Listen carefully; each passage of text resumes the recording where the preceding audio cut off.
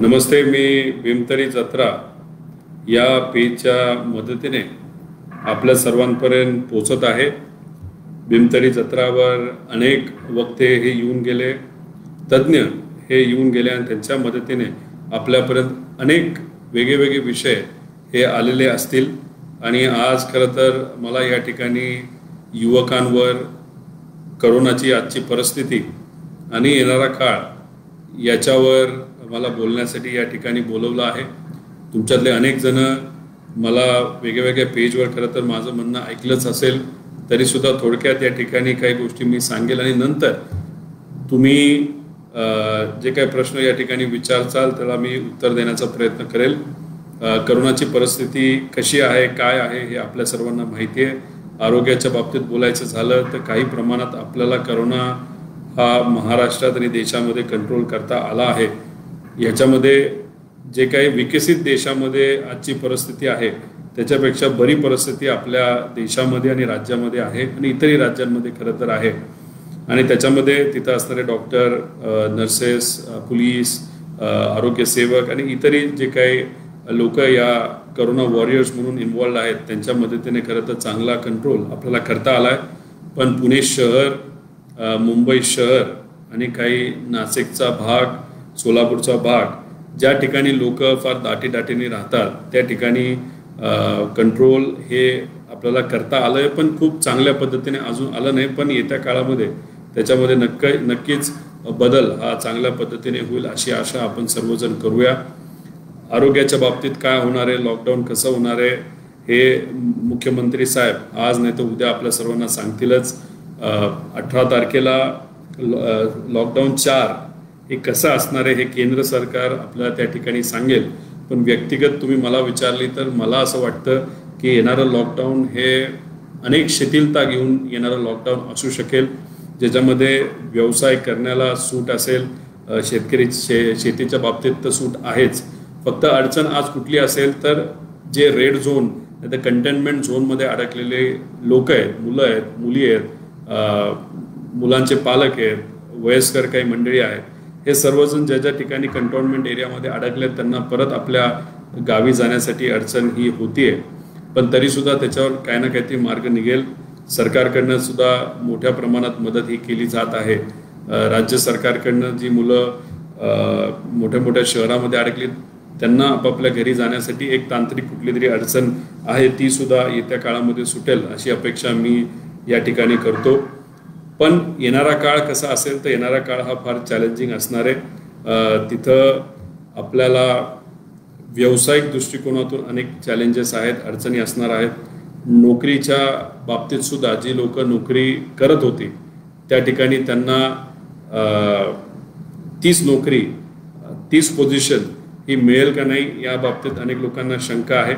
आणि त्याच्याच बरोबर येत्या काळामध्ये स्वतःचा व्यवसाय आपल्याला चालू करता येईल का या बाबतीत सुद्धा अनेक लोक विचार करत आहेत. जे करत नसतील त्यांनी सुद्धा त्या ठिकाणी विचार करावा. पण हा अडचणीचा काळ का आहे, कारण का गेल्या 40-50 वर्षामध्ये अशा प्रकारचं स्लोडाऊन देशामध्ये स्लोडाऊन आहे आणि अनेक असे विकसित राज्य त्या ठिकाणी आपण रिसेशनमध्ये म्हणजे ते देश हे रिसेशनमध्ये जातील का काय असं अनेक लोकांचा अभ्यास सांगतो. पण देशामध्ये मोठी लोकसंख्या असल्यामुळे आणि कन्झम्पशन काही प्रमाणात आपल्या देशामध्ये असल्या कारणांमुळे या ठिकाणी रिसेशन येणार नाही, पण स्लोडाऊन हे नक्कीच येईल. अनएम्प्लॉयमेंट रेट हा येत्या काळामध्ये मोठ्या प्रमाणात वाढलेला आपल्या सर्वांना दिसेल. पण तरीसुद्धा जर महाराष्ट्राच्या बाबतीत बोलायचं झालं या ठिकाणी अनेक इंडस्ट्रीज आहेत, विकसित राज्य आहे, त्यामुळे या राज्यामध्ये आपल्याला संधीसुद्धा तितक्याच मिळू शकतात. पण ज्या कंपनीमध्ये तुम्ही काम करत असाल त्यांच्या सातत्याने चर्चेमध्ये राहा.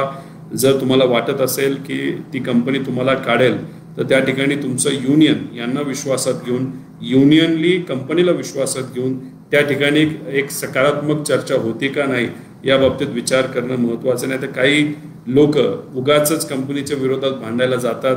मग कंपनीसुद्धा त्या ठिकाणी मनस्थितीमध्ये असते की कंपनीच बंद करावी आणि त्याच्यात काही नोकऱ्या जाऊ शकतात. त्यामुळे युनियनली कंपनीला युनियनला आणि तिथं असणाऱ्या एम्प्लॉईजला विचारात घेणं आणि विश्वासात घेणं तितकंच महत्त्वाचं आहे.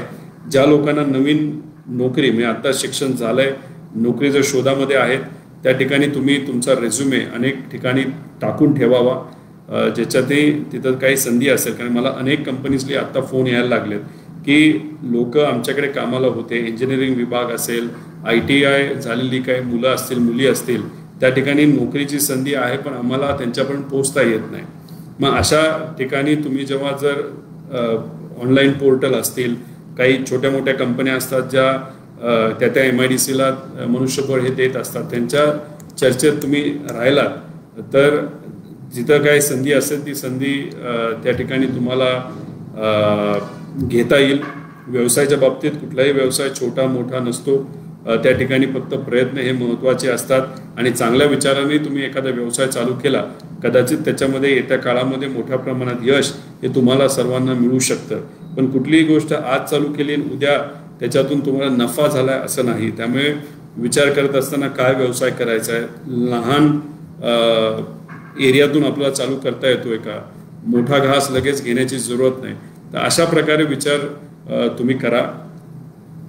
बचत गट जे आहेत, खरं तर आपल्याला मास्क बनवायची संधी ही होती, तर अनेक बचत गटांनी लगेचच त्या ठिकाणी मास्क बनवण्याची जो काही अभ्यास असतो इंटरनेटवर त्यांनी त्या ठिकाणी केला. आणि जसं ॲग्रिकल्चर डेव्हलपमेंट ट्रस्ट, इतर लोकांनी त्यांना त्या ठिकाणी ट्रेन केलं. असे अनेक संस्था त्या ठिकाणी आहेत आणि ट्रेनिंग केल्यानंतर त्यांनी त्या ठिकाणी मास्क बनवलं, चालू केलं. अंदाजाने महाराष्ट्रातच बचत गटाच्या मदतीने 200 कोटीच्या आसपास मास्क हे झालेले असावेत. भारतामध्ये तो आकडा मोठ्या प्रमाणात असू शकतो. मग आता संधी काय होती, तर मास्क बनवण्याची संधी होती. तर बचत गटाने ती संधीचं सोनं केलं का, तर नक्कीच केलं. आणि त्याच्यातून त्यांनी केलेला मास्क हे सामाजिक कामासाठी सुद्धा नक्कीच मदतीला आले. कारण त्यावेळेस मास्कचा मोठ्या प्रमाणात तुटवडा होता. तर मग जसं शेतकऱ्यांचं आहे की शेतामध्ये पिकणारं पीक हे शहरामध्ये विकता येत नव्हतं, तर शेतकऱ्यांची मुलं मुली त्या ठिकाणी एकत्रित आले आणि मग आपल्या शेतामध्ये पिकलेल्या गोष्टी आपल्याला शहरामध्ये कशा विकता येईल, मग एखाद्या सोसायटीला ते अप्रोच झाल्यानंतर त्या ठिकाणी सोसायटीला त्या गोष्टी विकायला लागल्या. मग आता त्यांना कळालं की आपण शेतामध्ये पिकवलेली गोष्ट जर आपण ग्राहकांपर्यंत घेऊ शकलो तर आपल्याला त्या ठिकाणी जो रेट आहे तोही चांगल्या पद्धतीने मिळू शकतो. मग तिथं एक छोटीशी ट्रेडिंग कंपनी, नाहीतर एक शेतकऱ्यापासून ग्राहकांना जोडणारी एक मध्ये असणारी जी कंपनी आहे, ज्याला आपण व्यापार म्हणतो, अशा प्रकारे काही लोकांनी व्यापार चालू केला. काही लोक म्हणतात चहाचं दुकान आम्ही टाकणार आहोत, इस्त्रीचं जो काही आपण लॉन्ड्रीचा व्यवसाय तो आम्ही टाकण्याचा विचार करतोय. काही लोक कॉन्ट्रॅक्टर बनण्याचा विचार करतायत, काही लेबर कॉन्ट्रॅक्टर बनतील, काही जे रिअल इस्टेटमध्ये अनेक संधी येत्या काळामध्ये मिळू शकते. त्यामुळे त्या बाबतीत सुद्धा विचार हा केला जाईल. केंद्र सरकारकडनं गेल्या 2 दिवसामध्ये लोन म्हणजे बँक, खरं तर RBIने खूप चांगल्या पद्धतीने त्या ठिकाणी लिक्विडिटी ही बँकेंना दिलेली आहे. केंद्र सरकारने सुद्धा काही प्रमाणात त्या ठिकाणी गॅरंटी देण्याचं सांगितलं आहे. आणि अशा प्रकारे केंद्र सरकारच्या ज्या योजना असतील आणि राज्य सरकारच्या ज्या योजना असतील त्याचा फायदा आपण सर्वांनी कसा घ्यावा याच्या बाबतीत तुम्ही थोडासा विचार करावा. त्याच्यात अनेक त्रुटी अनेक गोष्टी आहेत, पण या ठिकाणी मी त्या सांगत नाही. पण ज्या काही गोष्टी डिक्लेअर होतात तर तिथं असणारी बँकेशी तुम्ही चर्चा करा. अरे बाबा, हे सरकारने अशी गोष्ट सांगितली, ते लोन आम्हाला मिळू शकतं का. मग तसं तुम्ही बोलत असताना गव्हर्नमेंटच्या काही एजन्सीज असतात, काही संपर्क ठिकाणं असतात, त्या ठिकाणी जाऊन तिथं तुम्ही बोलू शकता की अरे बाबा, आम्हाला केंद्र सरकारने ही गोष्ट सांगितली तर हे लोन मिळू शकतं का, राज्य सरकारने सांगितलेली ही स्कीम आहे त्या स्कीमचा फायदा आम्हाला मिळू शकतो का. अशा प्रकारे सातत्याने त्या ठिकाणी लोकांशी तुम्ही बोलत राहिल्यानंतर वेगळ्या स्कीमचा फायदा सुद्धा तुम्ही त्या ठिकाणी घेऊ शकता. बचत गट ज्या पद्धतीने एकत्रित येऊन काही महिला एखादं प्रॉडक्ट हे बनवत असतात, तशाच प्रकारे काही युवती युवक एकत्रित येऊन एखादं प्रॉडक्ट हे शहरासारख्या ठिकाणी तुम्हाला विकता येईल का. बचत गटाने बनवलेल्या गोष्टी या शहरामध्ये युवक बचत गट हे बनवणार आणि मग युवक युवती एकत्रित येऊन त्या गोष्टी शहरामध्ये आपल्याला कशा विकता येईल याचा पण विचार काही लोक नक्कीच करू शकतात. त्यामुळे तो विचार तुम्ही करावा. भीमतरी जत्रा सुद्धा प्रयत्न करते की आपले बचत गटाने बनवलेले जे प्रॉडक्ट्स आहेत ते ऑनलाईन आपल्याला विकता येत आहेत का. आणि ऑनलाईन जेव्हा आपण एखादी गोष्ट विकत असतो, बहुतांश वेळा त्या सगळे जे पदार्थ असतात, सगळ्या गोष्टी असतात, त्या मोठ्या मोठ्या शहरामध्ये जात असतात. त्यामुळे अशा प्रकारे वेगवेगळ्या कंपन्या, वेगवेगळे संस्था, वेगवेगळे सामाजिक संस्था ह्या गोष्टी करत आहेत. त्यामुळे त्यांच्याशी तुम्ही चर्चेत राहा. त्याचा फायदा हा आपल्याला चांगल्या पद्धतीने कसं करता येईल याचा विचार तुम्ही त्या ठिकाणी करावा. मी खरं तर भीमतडीचं मनापासून या ठिकाणी आभार व्यक्त करतो की त्यांनी अनेक वेगळ्या वेगळ्या प्रकारचे जे काही लोक आहेत, मंडळी आहेत, वक्ते आहेत, अभ्यासक आहेत, या प्लॅटफॉर्मवर त्यांना बोलून तुम्हाला सर्वांना मार्गदर्शन करण्याचा प्रयत्न या पोर्टलच्या मदतीने केला गेला. याच्यातच एक छोटीशी गोष्ट सांगतो की अनेक असे हँडलूमवाले आहेत, कपडे बनवणारे आहेत, विणणारे आहेत, घोंगडी बनवणारे आहेत की ज्यांना पूर्वीच्या काळामध्ये काही प्रमाणात व्यापारी हे त्यांचे प्रॉडक्ट घेत होते, पण अचानकपणे त्या ठिकाणी त्यांची जी मागणी ती थांबल्यामुळे ते अडचणीत आलेत. मग भीमतडी जत्रा असेल आणि वेगळ्या संस्था अशा दिल्ली, मुंबई अशा ठिकाणी हे प्रॉडक्ट आपल्याला ऑनलाईन कसं देता येईल याचा प्रयत्न त्या ठिकाणी करत आहेत. आणि तुम्ही सुद्धा प्रयत्न करू शकता, पुढाकार घेऊ शकता. अशा काही गोष्टी ऑनलाईन विकता येईल का? फक्त त्या ठिकाणी एखादी गोष्ट तुम्ही विकत घेतल्यानंतर लगेचच पेमेंट त्या कारागिरांना नाही तर त्या बचत गटाला कसं होईल यासाठी तुम्ही प्रयत्न करायला लागतील. आणि त्यानंतर ऑनलाईन ज्या डिलिव्हरीच्या सिस्टम्स असतात, जसं की कुरिअर असेल, काही प्रमाणात पोस्टल सर्व्हिससुद्धा तुम्हाला काही गोष्टींसाठी मदत करू शकते. त्यामुळे त्या सर्व्हिसेसची मदत तुम्ही त्या ठिकाणी घेतली तर मग असे प्रॉडक्ट्स तुम्ही त्या आर्टिझन्सला नाही तर त्या कारागिरांना मदत करतच असता. आणि स्वतःसुद्धा एक व्यवसाय हा ऑनलाईन तुम्ही त्या ठिकाणी चालू करू शकता. त्यामुळे संधी बघायची झाली तर अनेक प्रकारची संधी आहे. तुम्ही पुण्यासारख्या, मुंबईसारख्या ठिकाणी गेलात तर आज इलेक्ट्रिशियन मिळत नाही, प्लंबर्स मिळत नाहीत, आज हार्डवेअर इंजिनियर्स त्या ठिकाणी मिळत नाहीत. बऱ्याच ठिकाणी ITI झालेल्या मुलांची डिमांड ही मोठ्या प्रमाणात वाढणार आहे. जे आपलं सिव्हिलचं लेबर असतं नाहीतर रिअल इस्टेटमध्ये लागणारं लेबर असतं त्यासाठी सुद्धा आपल्याला त्या ठिकाणी मदत ही लागू शकते. त्यामुळे आपण फक्त ऑनलाईन राहा, माहिती घेत राहा. एखाद्या स्कीमची माहिती असेल, तुम्ही जर विद्यार्थी असाल तर पुढच्या 1-2 वर्षांनी तुम्ही जेव्हा पुढच्या वर्गात जाल तो कुठला सब्जेक्ट असावा, त्याच्यामध्ये किती मोठ्या प्रमाणात वाव आहे. म्हणजे आज इंजिनिअरिंगचे 50% सीट मोकळ्यात, 50% या भरलेल्या असल्या तरी त्याच्यामध्ये काही ठराविक कॉलेजेस आहेत त्यांची डिमांड मोठ्या प्रमाणात आहे. मग तुम्ही प्रयत्न करत असाल इंजिनिअरिंगचा, मग चांगल्या कॉलेजचा प्रयत्न करा. त्याच्यामध्ये आता इंजिनिअरिंग नाहीतर आता मोठ्या प्रमाणात वेगळ्या सेक्टर्समध्ये बदल हे झालेले आहेत.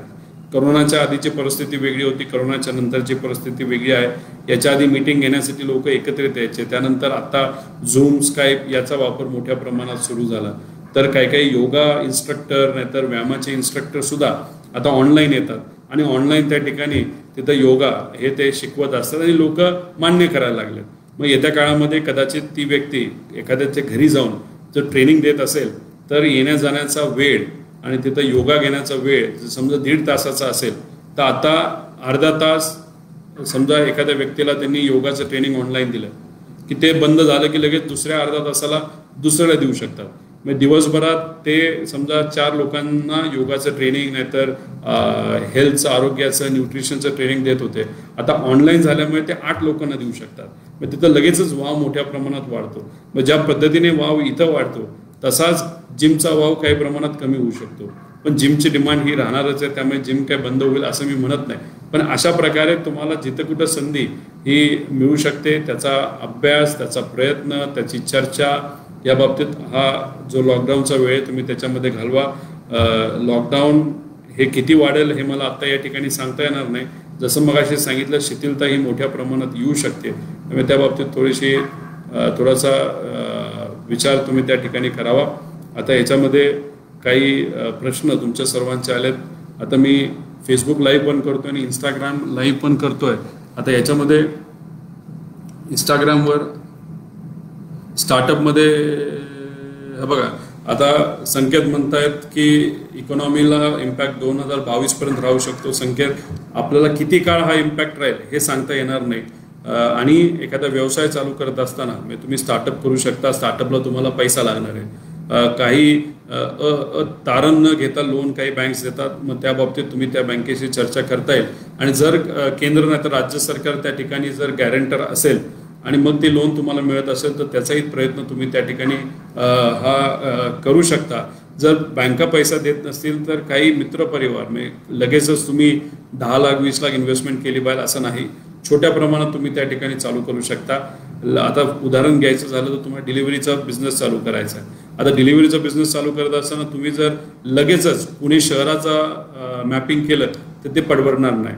मग पुणे शहरामध्ये तुम्ही समजा 10 सोसायटींपासून सुरुवात केली, मग ती 20 सोसायटी आणि मग 40, मग 50, मग तुम्ही वाढवत गेला तर त्याच्यामध्ये आपला पैसाही कमी लागेल, अनुभवही तुम्हाला चांगल्या पद्धतीने येईल आणि लॉजिस्टिक्स काय असतात ह्याही गोष्टी तुम्हाला समजून घेतील.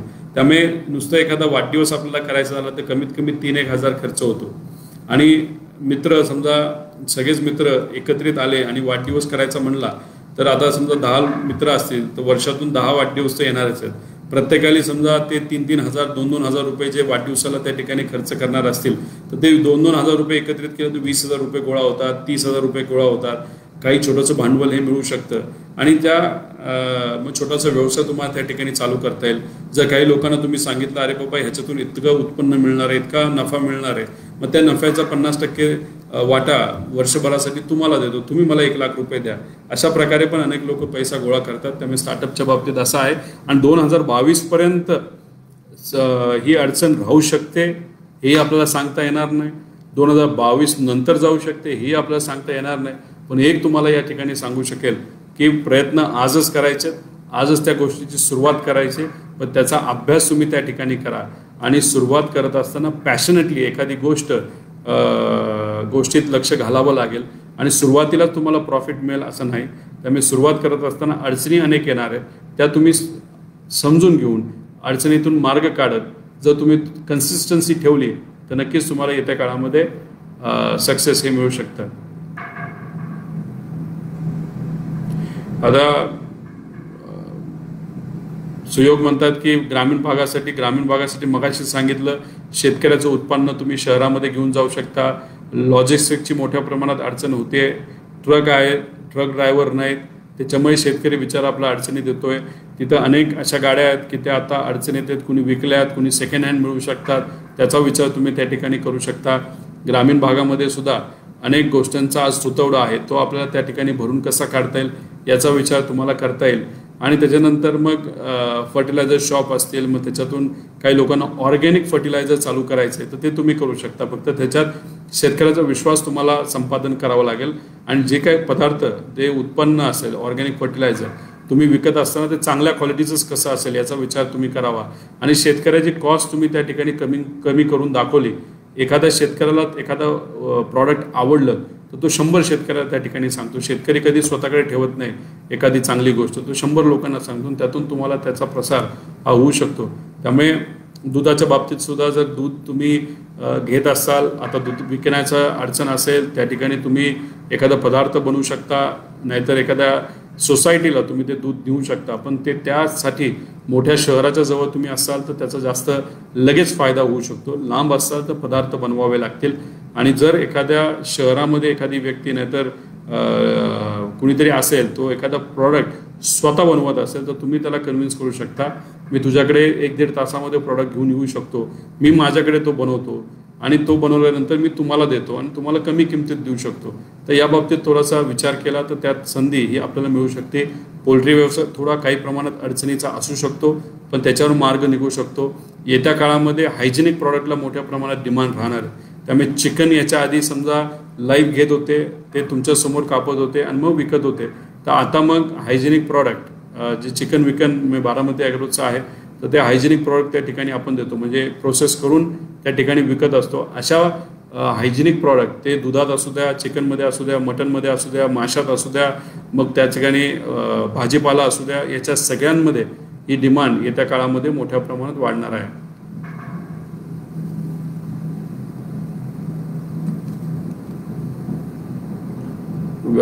आकाश, तुमच्या प्रश्नाचं उत्तर दिलं. नवीन व्यवसाय द्यायचा असेल तर काय करावं लागेल?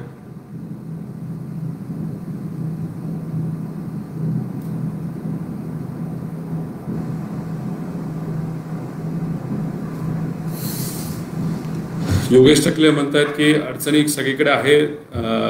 फीच्या बाबतीत काही आपल्याला शैक्षणिक फी सवलत देण्यात यावी ही विनंती. तुमचं म्हणणं बरोबर आहे, खरंच आहे. त्याच्यामध्ये काय करता येईल त्या संस्थेने विचार करावा. सरकारने सुद्धा त्या बाबतीत काय विचार करता येईल का याचाही याच्यातही लक्ष घालावं लागणार आहे.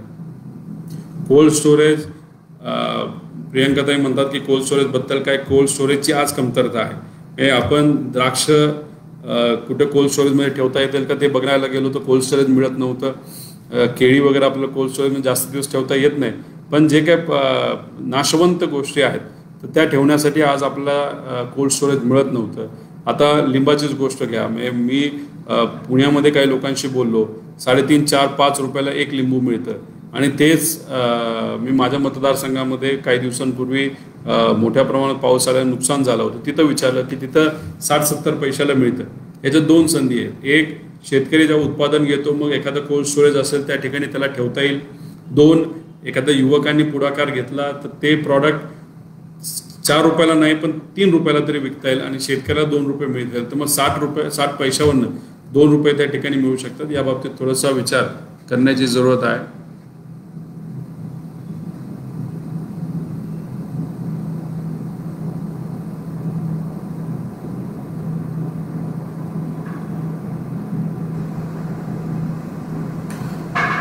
आता लॉस्ट सोल म्हणून एक व्यक्ती आहेत, त्यांनी म्हणले की ते रायटर आहेत आणि माझं ॲप्लिकेशन जे होतं hyper local app shutdown, anything that you कुड सजेस्ट. आता हायपर लोकल ॲप जे तुमचं होतं, कदाचित मी असं समजतो की तुम्ही तुमचं स्वतःच्या ॲपच्या मदतीने त्या ठिकाणी न्यूज पोर्टलसारखं त्याचा वापर करत होता. आता ते का बंद झालं हे थोडंसं बघावं लागेल. पण शेवटी एखादी गोष्ट तुम्ही गेल्या अनेक वर्षांपासून जर सुरू ठेवली असेल आणि त्याला 2 वर्ष 3 वर्ष तुम्ही इन्व्हेस्ट केले असतील, लगेच या काळामध्ये ते बंद करून चालणार नाही. त्यात आपल्याला थोडंसं त्याच्यामध्ये सातत्य ठेवून त्याला आपल्याला पुढं कसं नेता येईल याच्या बाबतीत विचार करावा, असं मी या ठिकाणी तुम्हाला सजेस्ट करेल.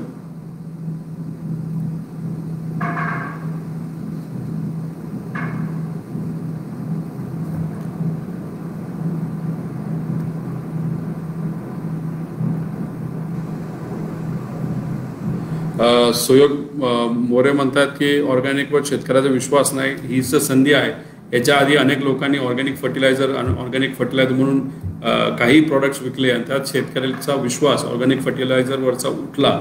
म्हणून मी तुम्हाला सांगतो की कुठलेही प्रॉडक्ट देत असताना शेतकऱ्याला चांगल्या क्वालिटीचंच प्रॉडक्ट तुम्ही द्या आणि ते प्रॉडक्टवर विश्वास त्या शेतकऱ्याचा बसला तर कुणीही तो विश्वास नंतर मोडू शकत नाही. पण त्यासाठी तुम्हाला चांगलं प्रॉडक्ट आणि चांगली सर्व्हिस देणं पण तितकंच महत्त्वाचं आहे.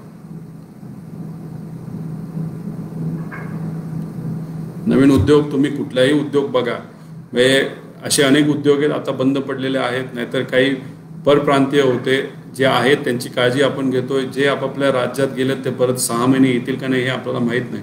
मग ते जे उद्योग त्या ठिकाणी करायचे, एखादा चहाचं दुकान, कॅन्टीन जे काय असेल तर ते आपल्याला करता येईल का, एखादा लेबर कॉन्ट्रॅक्ट तो त्या ठिकाणी तुम्ही विचार करू शकता.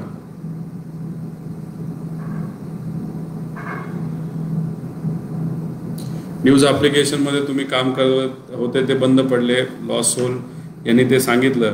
माझं ते तुम्ही दुसऱ्याचं असेल तर त्यांना रिक्वेस्ट करून ते परत तुम्हाला रिवाईव्ह करता येतं आहे का, तुम्ही तेच नाव ठेवायचं आणि तुम्ही ते चालवायचं याचाही विचार त्या ठिकाणी करता येईल. आणि दुसरं कसं असतं की एखाद्या न्यूज पोर्टलवर तुमच्या लिखाणाची सवय त्या वाचकांना झालेली असते, त्यामुळे ते वाचकसुद्धा तुम्ही काय ज्या पद्धतीने लिहित होता त्यांना त्या ठिकाणी सवय झाल्यामुळे तेही शोधत असतात की ते परत लिखाण आम्हाला मिळतं आहे का. या बाबतीत तुम्ही विचार हा करू शकता. शेतीसाठी रासायनिक खते जास्त, हर्षद जर असं कुणी करत असेल, कुणी जास्तही MRPच्या पुढं विकत असेल त्याच्यावर कारवाई ही होऊ शकते. त्यामुळे तिथं असणारे कृषी अधिकाऱ्यांना तुम्ही सांगा, तहसीलदारांना त्या ठिकाणी सांगा, त्याच्यावर लगेचच कारवाई ही केली जाऊ शकते.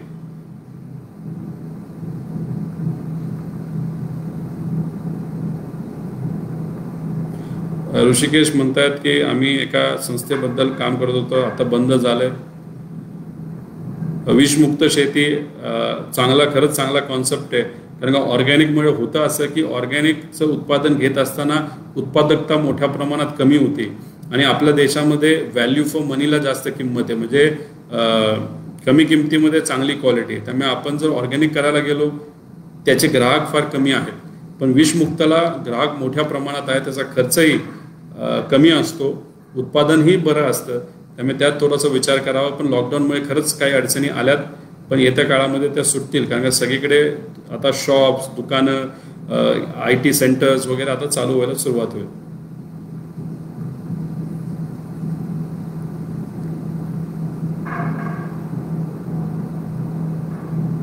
गणेश म्हणतात ऊसावर काय परिणाम होईल का? नका काळजी करून, कारण की तिथे FRP असते, त्या कारखान्याची जबाबदारी असते की तो ऊस वेळेत आणि FRPच्या किमतीत तो घेण्यात यावा.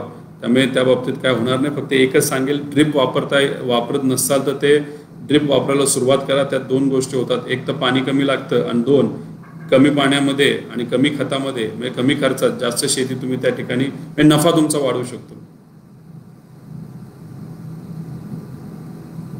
पर्सनल लोनसाठी काही हफ्ते पुढे ढकलावेत हीच अपेक्षा आहे केंद्र सरकारकडनं. कारण का RBI म्हणजे काल आणि आज आणि परवा जे काही त्या ठिकाणी केंद्र सरकारकडनं डिक्लेरेशन आलं म्हणजे ज्या स्कीमच्या अंतर्गत, त्यात RBIचा रोल मोठा होता.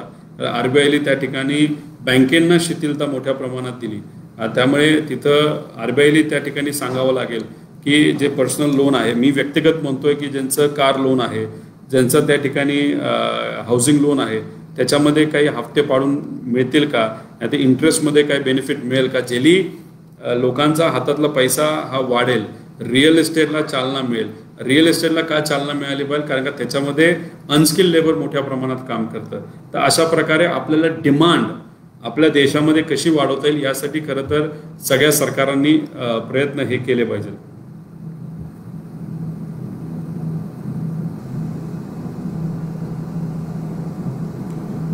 ज्ञानेश्वर भाऊ, तुम्ही कदाचित ह्याच्या आधी सुद्धा काही प्रश्न मला कधीतरी काल का परवा तुम्ही विचारले होते. बाहेरून येणारा जो माल आहे त्याच्यावर आपल्याला नक्कीच भारतीय म्हणून आपण त्याच्यावर बंदी ही घालू शकतो. बंदी म्हणजे आपण सामाजिक बंदी त्या ठिकाणी घालता येईल. भारतातून बाहेरच्या देशातून भारतात यायचं असेल आणि त्याच्यावर निर्बंध घालायचे असेल तर ते केंद्र सरकारच्या हातात असतं आणि ते निर्बंध घातल्यानंतर मग टॅक्स वाढवू शकतो. टॅक्स वाढवल्यामुळे त्याची किंमत वाढते आणि भारतातल्या गोष्टी ह्या स्वस्त असल्यामुळे त्या विकल्या जाऊ शकतात.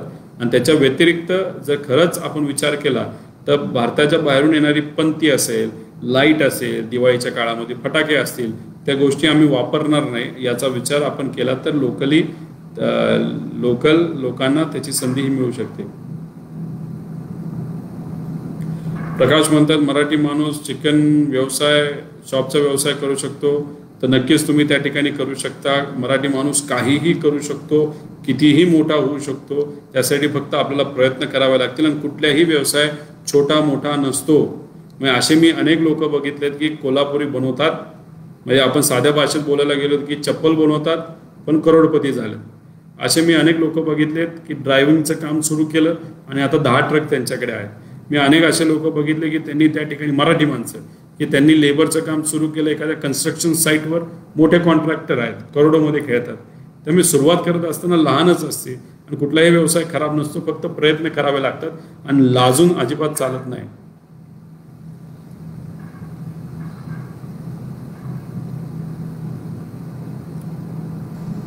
शेती प्रक्रिया, कुठलाही व्यवसाय तुम्ही करत असताना फक्त लगेचच सगळी इन्व्हेस्टमेंट करू नका. हळूहळू तुम्हाला त्या ठिकाणी करता येईल. आणि शेती प्रक्रियेमध्ये अनेक गोष्टी असतात. म्हणजे हळदीचा विचार तुम्ही करू शकता. म्हणजे हळद त्या ठिकाणी घेऊन प्रोसेस करून त्याला ब्रँडेड चांगल्या क्वालिटीची हळद तुम्ही त्या ठिकाणी देता येईल. काही लोक आता कुंकू बनवायला लागलेत. काही लोक जो कांदा असतो त्याचं सेग्रिगेशन करून जो चांगला कांदा आहे तो मोठ्या मोठ्या मॉलमध्ये देतात. त्यामुळे त्या बाबतीत तुम्ही सेग्रिगेशन करू शकता, पॅकिंग करू शकता. काही आता लोक जे पालेभाज्या त्या पॅक करून मोठ्या मोठ्या मॉलमध्ये देतात. त्यामुळे अशा प्रकारे काही आपल्याला करता येईल.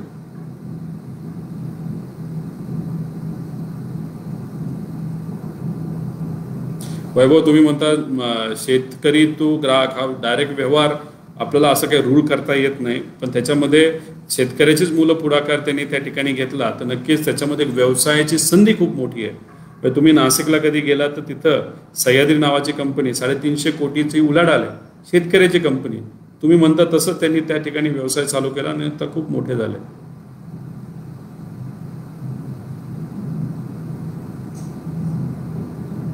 अनेक लोकांचे स्पर्धा परीक्षेचे विषय आहेत.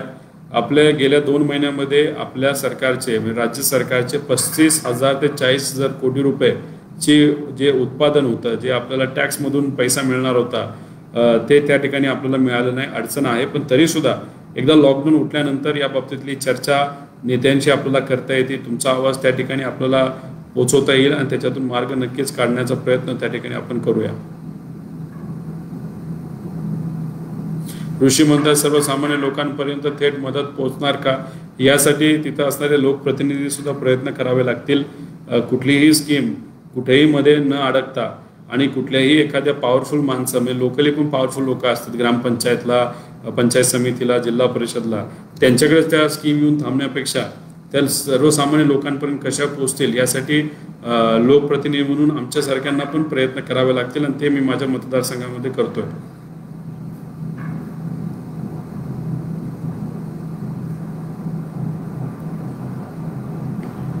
युवराज म्हणतात की महिलांसाठी एखादा व्यवसाय, खरं तर बरेचसे काही अनेक लोक करतात. म्हणजे तुम्ही ऐकलं असेल पापड बनवणं, हे बनवणं, ते बनवणं, पॅकिंग करणं, चटणी बनवलं. म्हणजे आता भीमतडीच्या मदतीने अशा काही महिला आहेत की त्यांनी सुरुवात करत असताना काही 5-6 हजाराली सुरुवात केली. आत्ता त्यांची उलाढाल काही एखाद का 1.5 कोटी रुपये उलाढाल एका बचत गटाची. काही लोकांची 10 लाखात आहे. काही लोकांनी त्यांच्या मुलांचं लग्न त्या पैशातून केलं. तर मग अशा प्रकारे व्यवसाय उद्योग हा आपण कुठलाही करू शकतो, फक्त ते अंदाज पाहिजे. जसं आता करोनाच्या काळामध्ये आपल्याला मास्क पाहिजे होते, तर काही महिलांनी पुढाकार घेऊन लगेच त्याचा अभ्यास केला आणि लगेच मास्क बनवायला सुरुवात केली आणि त्याची सेल पण खूप मोठ्या प्रमाणात झालं. अशा प्रकारे आपल्याला तत्परता सुद्धा त्या ठिकाणी दाखवावी लागेल.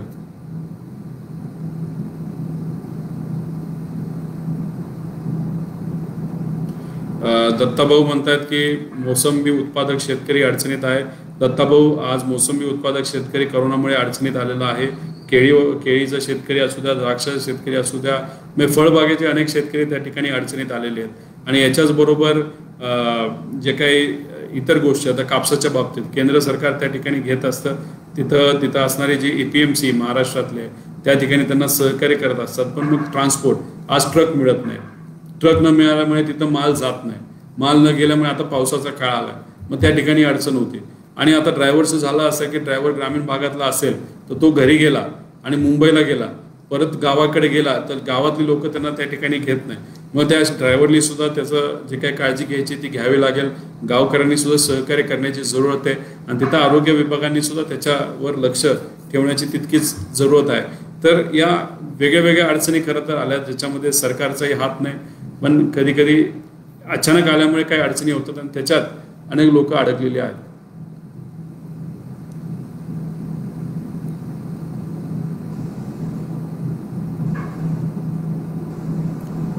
संकेत भाऊ, ADT बरोबर तुम्ही तसंही कधी कनेक्ट करू शकता. त्यांचा ईमेल ID आहे, तुम्ही येऊ शकता.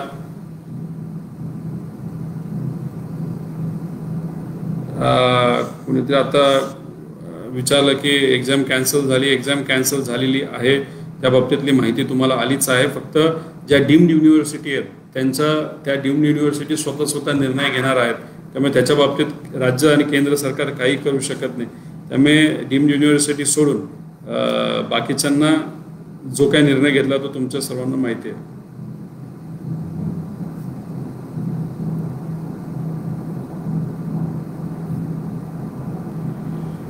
केंद्र सरकारने आज शेतीसाठी केंद्र सरकारने आज काय दिलं या बाबतीत मी उद्या कमेंट करेल. मी आत्ता खरं तर मलाही खूप डिटेलमध्ये जावं लागेल, कारण अनेक गोष्टी बोलल्या जातात पण त्याचा अभ्यास हा करावा लागतो. नाहीतर बोलायचं झालं तर खूप काय बोलू शकतो, पण त्या काय गोष्टी कशा येणार, त्याच्यात पारदर्शकता कशी आहे याचाही अभ्यास आपल्याला करावा लागेल. तो थोडासा त्याच्यामध्ये डिटेलमध्ये जाऊनच आपल्याला करता येईल. आकाश भाऊ, सोलापूरमध्ये रोज वाढते रुग्णसंख्या. मी सांगितलं तसं दाटीवाटीने जिथं ज्या ठिकाणी राहतात तिथं ती संख्या ही वाढतच असते. तरीसुद्धा तिथं सोशल डिस्टन्सिंग आणि जो काही रूल असेल, कुणीच बाहेर निघायचं नाही. मग तिथं प्रशासनाच्या मदतीने जर काही जीवनावश्यक गोष्टी दिल्या जात आहेत तर त्या ठिकाणी त्या योग्य पद्धतीने पाळणं, मोटरसायकलवर उगाचच न फिरणं, 2 डबल सीट न जाणं, एखाद्या गाडीमध्ये 4 लोक न जाणं, या बाबतीत थोडंसं आपल्याला विचार करावा.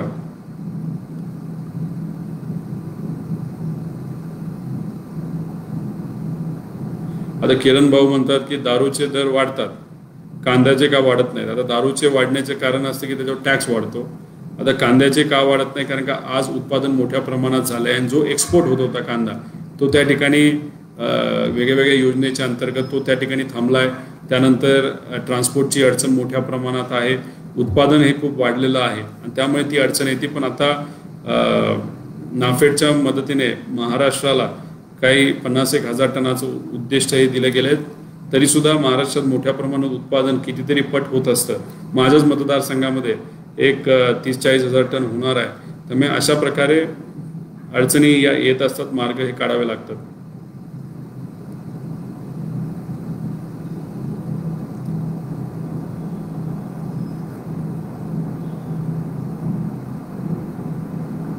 संकेत भाऊ, लेबर कॉन्ट्रॅक्टसाठी काही डॉक्युमेंट लागतात, रजिस्ट्रेशन लागतं, ते तुम्ही त्या ठिकाणी करावं. सिव्हिलचं तुम्ही कॉन्ट्रॅक्टर असाल तर त्या सिव्हिल सर्टिफिकेट वगैरे बऱ्याच काही गोष्टी लागतात. त्याचा अभ्यास करून तुम्ही तिथं ते सर्टिफिकेट घेऊन कामाला लागू शकता. शेतमजूर यांना कशी मदत असणार? एकतर शेतमजुरांना जे आपलं रोजगार हमी योजना आहे त्याच्या मदतीने मोठ्या प्रमाणात मदत ही देता येईल. मोठ्या प्रमाणात म्हणजे खूप मोठी नाही आहे, पण काही ना काहीतरी मदत ही आपल्याला देता येईल. 202 का 204च्या आसपास त्याचा तो काही जो रेट आहे तो आहे. पण आता काहीच काम नसेल तर त्या ठिकाणी ते मिळू शकतं. आणि एक सांगतो, जून नंतर पाऊस चांगल्या पद्धतीने होणार आहे, त्यामुळे एकदा खरीप सीझन सुरू झाला तर तिथे पण शेतमजुरांना काम हे मिळू शकतं.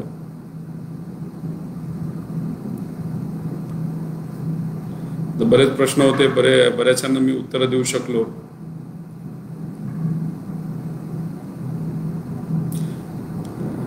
गवळी साहेब म्हणतात देवळालीला नाशिकला सॅनिटायझर द्यावे. मी प्रत्येक जिल्ह्याला सॅनिटायझर दिले आणि ज्या ज्या ठिकाणी करोनाचं प्रमाण मोठ्या प्रमाणात, जसं की मालेगाव असेल, काही मुंबईचे मोठे तालुके आहेत, त्या ठिकाणी मी वेगळी मदत पाठवली आहे. जेवढी काय करता आली ती मी प्रामाणिकपणे करत आहे.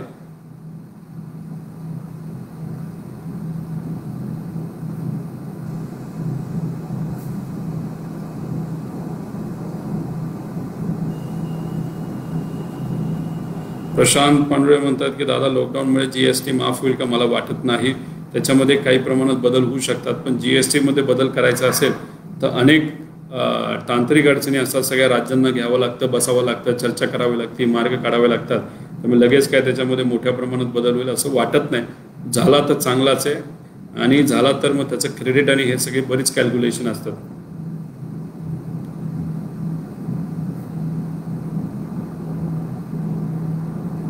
अजितराव, तुम्ही म्हणता करोनानंतर नोकरी जाईल का? तुम्ही कुठल्या बिझनेसमध्ये आहात, कुठल्या कंपनीमध्ये काम करतात हे मला त्या ठिकाणी सांगता येणार नाही. पण काही नोकऱ्या ह्या जाऊ शकतात, त्या जाऊ नये यासाठी आपण शासनाकडनं प्रयत्न करतच आहे.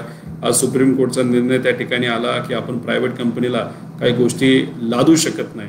त्यामुळे प्रयत्न हाच करावा लागेल की सरकार, युनियन, कामगार आणि त्या कंपन्या या सगळ्यांना विश्वासात घेऊन या आर्थिक संकटातून बाहेर निघावं लागणार आहे. ऋषिकेश भाऊ, हमी भाव मिळाला पाहिजे, मी मान्य करतो.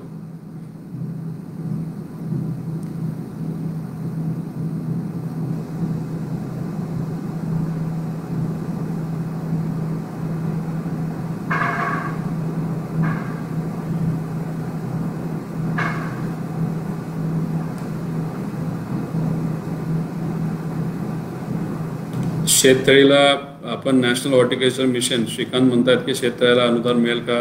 नॅशनल हॉर्टिकल्चर मिशनच्या मदतीने आपण मोठ्या प्रमाणात पवारसाहेब त्या ठिकाणी कृषी मंत्री असताना देत होतो. आता त्याच्यात काही कमतरता आली आणि राज्य सरकारकडनं 50,000ची मदत ही दिली जाते, ती वाढवण्याचा विचार या सेशन, म्हणजे आमचं जेव्हा सेशन झालं करोनाच्या आधी त्यात झाला होता. पण आता या सेशनमुळे थोडंसं काय होईल हे मला सांगता येणार नाही.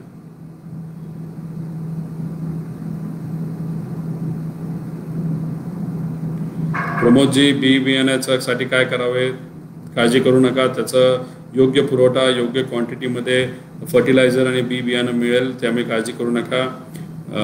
काही प्रमाणात आता बियाणं बोलत असताना त्याच्यामध्ये एक शब्द मला आठवला. तुम्ही जे आपल्या मधमाशा असतात त्याचाही व्यवसाय खूप चांगल्या पद्धतीने करू शकता. अनेक लोक त्या बाबतीत व्यवसाय करतात.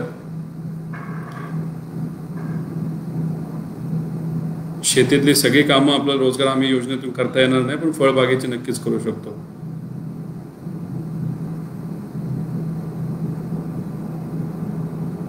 निलेश भाऊ, MIDC बद्दल मतदारसंघातलं सांगितलं, तो माझा प्रयत्न आहे. सर्वे या करोनामुळे थांबलाय, तो लवकरात लवकर चालू होईल. काही लोकांनी काळजी घेण्यासाठी सांगितलं, धन्यवाद. तुम्ही सुद्धा तुमची काळजी घ्या.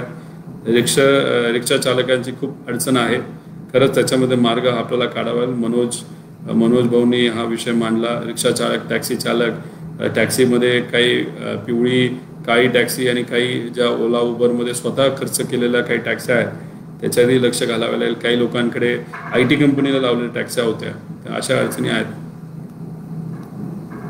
कृषी सेवा केंद्राला मान्यता, आता मी ते बघतो.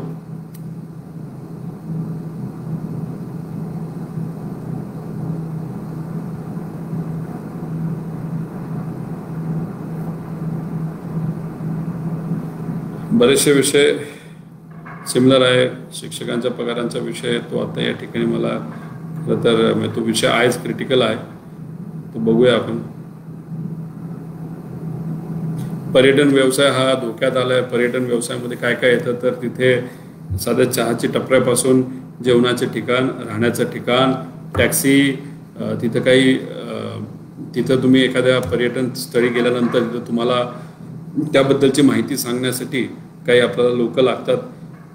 त्यांचाही व्यवसाय मोठ्या प्रमाणात अडचणीत आला आहे. ऑनलाईन पोर्टल हाही अडचणीत आला आहे.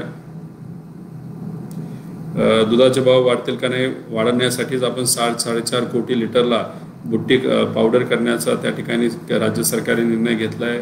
काळजी करू नका. आणि कसं आहे की ह्या सगळ्या गोष्टींची डिमांड ओरिजिनल लेवलला जायला काही प्रमाणात वेळ जाईल, पण ती लवकरात लवकर जावी अशी आशा मी सुद्धा या ठिकाणी करतो. त्यामुळे अनेक विषय आपल्या सर्वांचे होते. मी प्रश्नांना प्रामाणिकपणे उत्तर देण्यासाठी प्रयत्न या ठिकाणी केला आणि मी तुम्हा सर्वांचा आभार व्यक्त करतो की तुम्ही सर्वांनी माझ्या गोष्टी ऐकून घेतले, माझे विषय या ठिकाणी ऐकून घेतले आणि तुम्ही प्रश्न पण खूप चांगल्या पद्धतीने इथं मांडले आणि भीमथडी जत्रेच्या माध्यमातून हा संवाद या ठिकाणी आयोजित केला. यासाठी मी भीमथडी जत्रेचा सुद्धा मनापासून आभार व्यक्त करतो.